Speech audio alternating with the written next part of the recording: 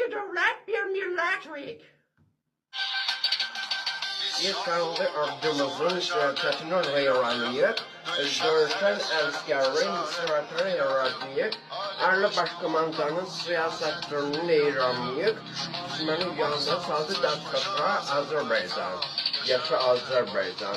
Dilimizde bir şuan var, yaşa Azerbaycan, yaşa Azerbaycan. Seni dünya tanıdı bir başka Azerbaycan, yaşa Azerbaycan.